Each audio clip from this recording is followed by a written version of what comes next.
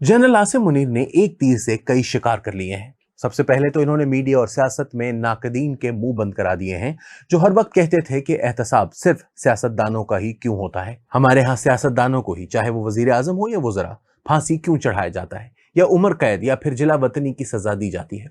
कोई फौजी अफसर बड़े से बड़ा जुर्म कर ले तो भी कोई इसे छूने की जुर्रत नहीं कर सकता।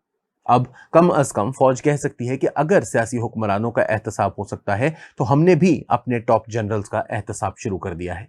जनरल फैज हमीद के अलावा 3 मजीद रिटायर्ड अफसरान भी गिरफ्तार कर लिए गए हैं। बहुत कम लोग जानते होंगे कि जनरल आसिम मुनीर पर बहुत दबाव था कि वो फैज हमीद या किसी और टॉप जनरल के एहतसाब का दरवाजा ना खोले, क्योंकि एक दफा ये रिवायत कायम हो गई तो फिर हर फौजी जनरल को धड़का लगा रहेगा कि किसी रोज आधी रात को इसके घर के दरवाजे पर भी दस्तक हो सकती है।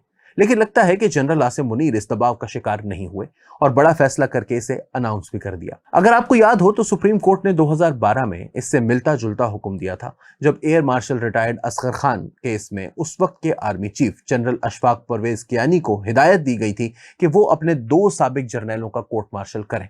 लेकिन जनरल कियानी ने इनका कोर्ट मार्शल करने से इनकार कर दिया था। एक जनरल असलम बेग और दूसरे जनरल असद दुरानी थे।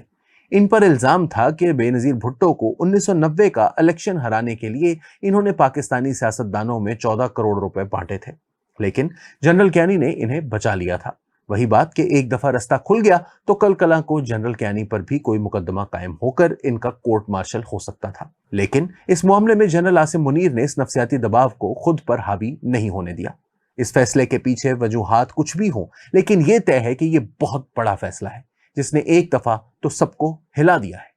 इस तीर का दूसरा शिकार इमरान खान हुए हैं, जो बहुत पुरएतमाद थे कि मुक्तदरा इनके खिलाफ कोई बड़ी कार्रवाई नहीं कर सकेगी, खसूसन 9 मई के वाकयात के हवाले से। इसी एतमाद का नतीजा था कि वो बार बार जनरल आसिम मुनीर और दीगर 2 आला फौजी अफसरान के नाम लेकर इनसे बदला लेने की बातें कर रहे थे। वो तो अब इतने पुरएतमाद थे कि अगले 2 माह में हुकूमत के खात्मे की बातें करने लगे थे।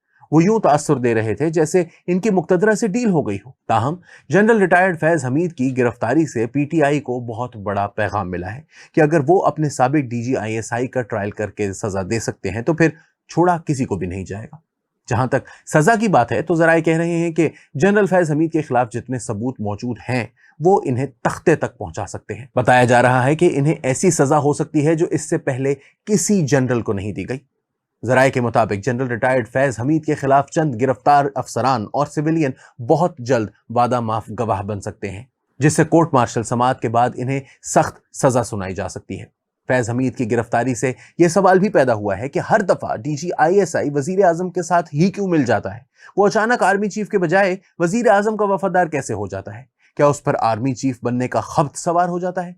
मुझे इस वक्त 2 लोग याद आ रहे हैं जिन्होंने बतौर डीजी आईएसआई जीएचक्यू और वजीर आजम हाउस की लड़ाई में वजीर आजम ऑफिस का साथ दिया था। ये दोनों नाकाम हुए और बाद अज़ा मुकदमात भुगते। पहले जनरल ज़ियाउद्दीन हैं, जो 12 अक्टूबर 1999 को डीजी आईएसआई थे। वो नवाज शरीफ के साथ मिल गए और जनरल परवेज मुशर्रफ को बरतरफ कराने के बाद खुद आर्मी चीफ बन बैठे। उस वक्त पूरा जीएचक्यू एक तरफ खड़ा था, लेकिन जनरल ज़ियाउद्दीन आर्मी चीफ बनकर वजीर आजम के साथ खड़े थे।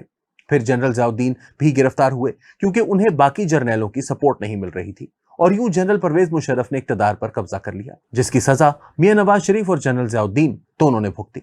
दूसरे जनरल रिटायर्ड फैज हमीद हैं, जिन्होंने जनरल ज़ियाउद्दीन वाला रूट लिया और अपने army chief general Qamar Javed Bajwa के हुक्म और पॉलिसी के बरअक्स वजीर आजम इमरान खान के साथ वफादारी निभाने का फैसला किया। वजह वही थी कि इमरान खान इन्हें आर्मी चीफ बना सकते थे, जनरल बाजवा नहीं। अगर आपको याद हो तो 6 अक्टूबर 2021 को आईएसपीआर ने जनरल बाजवा के इस हुक्म की प्रेस रिलीज जारी की थी, जिसमें बताया गया था कि DG ISI general Faiz Hamid को कोर कमांडर पेशावर और इनकी जगह कोर कमांडर कराची नदीम अंजुम को नया डीजी आईएसआई लगा दिया गया है।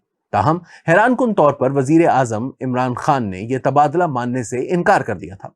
उस वक्त यह समझा गया था कि इमरान खान के इस इनकार के पीछे भी फैज हमीद थे, जो ट्रांसफर नहीं चाहते थे। खुद इमरान खान इनकी परफॉर्मेंस के बहुत आदी हो चुके थे, क्योंकि फैज हमीद भी हमारे मरहूम वजीर दाखिला रहमान मलिक की तरह उस क्लास से ताल्लुक रखते थे जो बॉस को कानून कायदा समझाने के बजाय काम करके रिपोर्ट करने पर यकीन रखते थे।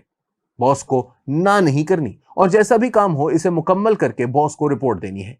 عمران خان کو اس لیے فیض حمید پسند تھے کہ وہ انہیں جج، میڈیا، عدالتیں، مخالفین، نیب اور باقی سب مینج کر کے دے رہے تھے۔ عمران خان کے منہ سے بات نکلنے کی دیر ہوتی تھی اور ادھر کام ہو جاتا تھا۔ لیکن عمران خان بھی جنرل ریٹائرڈ فیض حمید کو نہیں بچا سکے، جیسے نواز شریف اپنے جنرل ضیاء الدین کو نہیں بچا سکے تھے۔ اگرچہ جنرل ضیاء الدین گرفتار ہو کر گھر پر قید رہے، لیکن جنرل فیض ریٹائرمنٹ کے بعد بھی ایکٹیو رہے۔ شاید وہ گھر بیٹھ کر اپنے زخم چاٹنے پر یقین نہیں رکھتے تھے۔ انہوں نے عمران خان کے ذریعے ہر ممکن کوشش کر کے دیکھ لی کہ کس طرح جنرل عاصم منیر کا رستہ روکا جائے، چاہے وہ لانگ مارچ ہو، دھرنے ہوں، صدر الوی کے ذریعے سمری رکوانی ہو، یا آخری لمحے پر جنرل باجوہ کو 6 ماہ کی مزید توسیع دینے کا اعلان کروانا ہو۔ آپ کو ہر جگہ فیض حمید کے فٹ پرنٹس نظر آئیں گے۔ فیض حمید جنرل رضوان کی طرح خاموش ہو کر گھر بیٹھنے والوں میں سے نہیں تھے، جنہیں جنرل باجوہ نے چیف بنتے ہی ڈی جی ISI کے عہدے سے ہٹا دیا تھا، کیونکہ انہیں شک تھا کہ وہ ان کو چیف بننے سے روکنے کے لیے مہم چلا رہے ہیں۔ جنرل ریٹائرڈ فیض حمید نے بھی اپنے سکور سیٹل کرنے کی ٹھان لی۔ وہ چاہتے تو خود کو سمجھا سکتے تھے کہ انہوں نے اپنے تئیں آرمی چیف بننے کے لیے ہر جتن کر کے دیکھ لیا ہے، اب وہ قسمت کا لکھا مان کر دوسرے ریٹائرڈ افسران کے ساتھ گولف کھیلتے۔